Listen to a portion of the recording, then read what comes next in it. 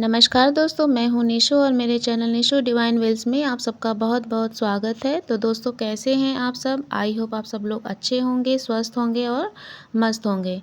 तो दोस्तों, आज की वीडियो का मेरा टॉपिक है प्रदोष व्रत आखिर है क्या, कब होता है और कब कब पड़ता है और इसकी क्या कहानी है। तो आइए चलिए चलते हैं। प्रदोष व्रत की पूजा और मुहूर्त, पहले इसके बारे में हम बात करेंगे दोस्तों। तो दोस्तों, इस वर्ष सावन माह के शुक्ल पक्ष की त्रयोदशी तिथि की शुरुआत 17 अगस्त की सुबह 8:05 पर हो रही है और इसका समापन जो है दोस्तों वो 18 अगस्त सुबह 5:51 पर होगा। ऐसे में 17 अगस्त 2024 को शनि प्रदोष व्रत रखा जाएगा। इस दौरान पूजा का समय संध्या काल 6:58 से रात 9:11 तक रहेगा। तो दोस्तों, ये तो है कि प्रदोष व्रत जो है वो शनि प्रदोष जो है वो कब लगा है, कब लगेगा। और इसके आगे अब मैं बताती हूँ आपको कि अगस्त में प्रदोष व्रत कब है और कैसे है। तो जैसा कि मैंने आपको बताया कि जो लोग 17 अगस्त को शनि प्रदोष का व्रत रखेंगे वे भगवान शिव की पूजा शाम के समय में 6:58 से रात 9:09 के बीच कभी भी कर सकते हैं। तो इस बार जो अगस्त महीने का प्रदोष व्रत है दोस्तों वो 17 अगस्त को पड़ रहा है। दोस्तों, इस मंथ का जो पहला प्रदोष था वो 1 अगस्त को सुबह 3:30 पर हो चुका है और 2 अगस्त को 3:27 तक ये रहा लगा हुआ।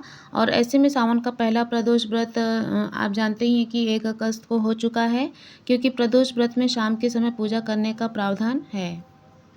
दोस्तों, प्रदोष व्रत क्यों रखा जाता है, आइए इस पर बात करते हैं।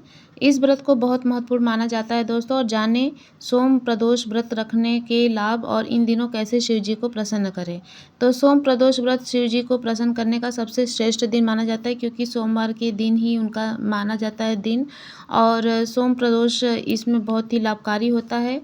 संतान सुख, शीघ्र विवाह और शादीशुदा जीवन में खुशहाली की प्राप्ति के लिए सोम प्रदोष व्रत रखा जाता है।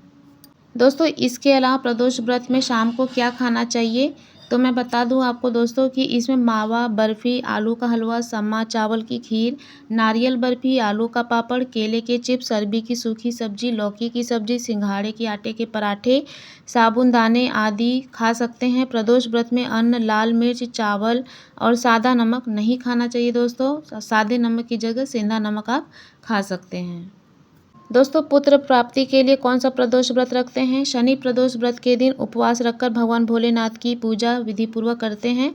पूजा के दौरान शनि प्रदोष व्रत की कथा सुनते हैं और भगवान शिव के आशीर्वाद से पुत्र की प्राप्ति होती है। ऐसी धार्मिक मान्यता है। शनि प्रदोष व्रत की पूजा हमेशा शाम के समय में ही की जाती है। दोस्तों, एक सवाल सबके जहन में हमेशा रहता है, स्पेशली महिलाओं के, कि क्या पीरियड में प्रदोष व्रत रख सकते हैं। तो दोस्तों, कहीं भी ऐसी कोई बात नहीं है कि पीरियड्स यानी मासिक धर्म के दौरान महिलाएं व्रत नहीं रख सकती हैं। महिलाएं इस दौरान जैसे व्रत रखती हैं वैसे ही व्रत रख सकती हैं और चंद्रमा देखने तक इसका पालन करें। दोस्तों, आइए अब बात करते हैं प्रदोष व्रत की कथा के बारे में। तो दोस्तों, प्रदोष व्रत की कथा क्या है, आइए उसको मैं आप लोग को सुनाती हूँ और आप लोग ध्यान से इसे स्मरण कीजिए। प्रदोष को प्रदोष कहने के पीछे एक कथा जुड़ी हुई है। संक्षेप में यह है कि चंद्र को क्षय रोग था, जिसके चलते उन्हें मृत्यु तुल्य कष्ट हो रहे थे। भगवान शिव ने उस दोष का निवारण कर उन्हें त्रयोदशी के दिन पुनः जीवन प्रदान किया था। अतः इसीलिए इस दिन को प्रदोष कहा जाता है। तो दोस्तों, ये संक्षेप में कहानी है और जो कि प्रदोष व्रत के लिए बहुत ही प्रसिद्ध है।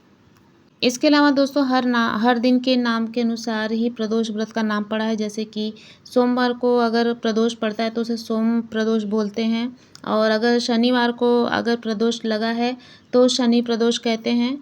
तो ऐसे ही दिन के हिसाब से, दिन का जो जिस दिन प्रदोष लगता है उस दिन के नाम के हिसाब से उसे हम उस नाम को प्रदोष कहते हैं, जैसे कि सोम प्रदोष। तो दोस्तों, इसी तरह से प्रदोष व्रत की कथा है। और प्रदोष व्रत की कथा मैंने दोस्तों अपने एक और वीडियो में आप लोग के साथ शेयर किया हुआ है। और इसके अलावा दोस्तों, मैं आपको बता दूं कि कौन सा व्रत बहुत शक्तिशाली होता है। संकष्टी चतुर्थी व्रत और पूजा का वर्णन भविष्यत पुराण और नरसिम्हा पुराण में किया गया है।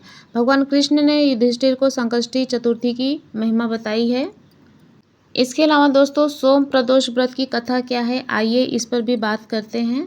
दोस्तों सोम प्रदोष व्रत सभी प्रदोष व्रतों में सबसे शुभ माना गया है और प्रदोष व्रत भगवान शिव को प्रसन्न करने के लिए रखा जाता है। वैसे तो सारे प्रदोष व्रत जो होते हैं वो ही महत्वपूर्ण हैं और जब यह व्रत सोमवार को होता है तो उसकी मान्यता और बढ़ जाती है। सोमवार का दिन भगवान शिव की पूजा को समर्पित होता है, इसीलिए इस दिन प्रदोष व्रत रखकर पूजा पाठ करना बहुत ही शुभ लाभदायक होता है। आइए आपको बताते हैं कि सोम प्रदोष व्रत की कथा का विस्तार। व्रत रखकर इसका पाठ करने से आपकी संतान के जीवन में खुशहाली आती है और वह सदैव सुख संपन्न रहते हैं। सोमव्रत कथा के अनुसार एक नगर में एक ब्राह्मणी रहती थी। उसके पति का स्वर्गवास हो गया था। उसका अब कोई आश्रय दाता नहीं था, इसीलिए प्रातः होते ही वह अपने पुत्र के साथ भीख मांगने निकल जाती थी।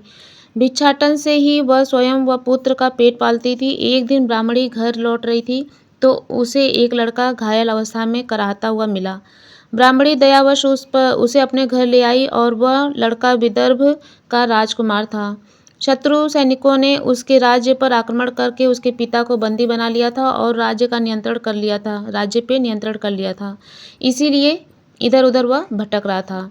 राजकुमार ब्राह्मण पुत्र के साथ ब्राह्मणी के घर रहने लगा। तभी एक दिन अंशुमति नामक एक गंधर्व कन्या ने राजकुमार को देखा तो वह उस पर मोहित हो गई। अगले दिन अंशुमति अपने माता पिता को राजकुमार से मिलाने लाई। उन्हें भी राजकुमार भाग गया। कुछ दिनों के बाद अंशुमति के माता पिता को शंकर भगवान के ने स्वप्न में आदेश दिया कि राजकुमार और अंशुमति का विवाह कर दिया जाए। उन्होंने वैसा ही किया। ब्राह्मणी प्रदोष व्रत करती थी। उसके व्रत के प्रभाव और गंधर्व राज की सेना की सहायता से राजकुमार ने विदर्भ से शत्रुओं को खदेड़ दिया और पिता के राज्य को पुनः प्राप्त कर आनंद पूर्वक रहने लगा। राजकुमार ने ब्राह्मण पुत्र को अपना प्रधानमंत्री बना दिया और ब्राह्मणी के प्रदोष व्रत के महामत से जैसे राजकुमार और ब्राह्मण पुत्र के दिन फिरे, वैसे ही शंकर भगवान अपने दूसरे भक्तों को दिन भी फेरते हैं। अतः सोम प्रदोष का व्रत करने वाले सभी भक्तों को यह कथा अवश्य पढ़नी और सुननी चाहिए। तो दोस्तों यह तो थी सोम प्रदोष व्रत कथा और आई होप मेरी आज की वीडियो और आज के द्वारा दी गई जानकारी आपको पसंद आई होगी और पसंद आई है तो इसे ज़्यादा से ज़्यादा शेयर कीजिए, लाइक कीजिए, सब्सक्राइब करना बिल्कुल मत भूलिए दोस्तों। तो मिलते हैं अपने एक नए वीडियो के साथ, एक नए आचार विचार और उपाय के साथ। तब तक के लिए मेरे साथ मिलकर बोलिए हर हर महादेव, जय श्री शंभू।